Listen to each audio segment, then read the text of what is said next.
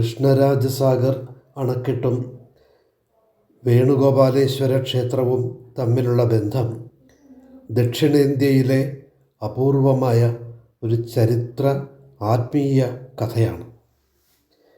വേണുഗോപാലേശ്വര ക്ഷേത്രം ആദ്യം നിലകൊണ്ടിരുന്നത് ഇന്നത്തെ കൃഷ്ണരാജസാഗർ അണക്കെട്ടിൻ്റെ അടിത്തട്ടിൽ വരുന്ന പ്രദേശത്തായിരുന്നു.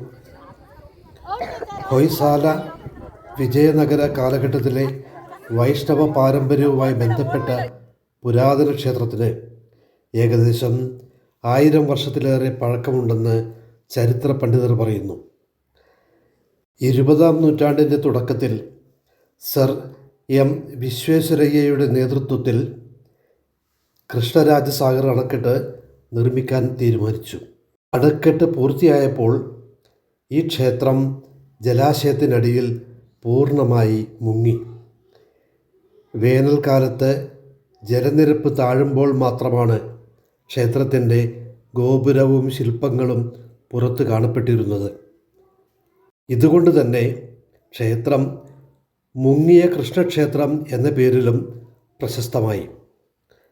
വർഷങ്ങളോളം വെള്ളത്തിനടിയിൽ കിടന്നിട്ടും ശില്പങ്ങളുടെ ഭംഗിയും ഗർഭഗൃഹത്തിൻ്റെ ഘടനയും ഏറെക്കുറെ നശിക്കാതെ നിലനിന്നത് ചരിത്ര വിദഗ്ധരെ അതിശയിപ്പിച്ചു. പിന്നീട് കർണാടക സർക്കാർ, പുരാവസ്തു വകുപ്പ് എന്നിവയുടെ മേൽനോട്ടത്തിൽ ക്ഷേത്രം ജലാശയത്തിൽ നിന്ന് സൂക്ഷ്മമായി മാറ്റി ഉയർന്ന സ്ഥലത്ത് പുനർനിർമ്മിച്ചു.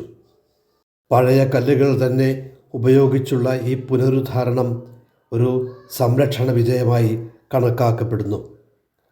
ജലത്തിനടിയിൽ മറഞ്ഞു പോയാലും കൃഷ്ണഭക്തി മറഞ്ഞില്ല. കാലം തന്നെ ക്ഷേത്രത്തെ വീണ്ടും ഉയർത്തി. ഇത് വെറുമൊരു ക്ഷേത്ര ചരിത്രമല്ല, കാലത്തെയും മനുഷ്യനെയും അതിജീവിച്ച ഒരു വിശ്വാസത്തിൻ്റെ കഥയാണ്.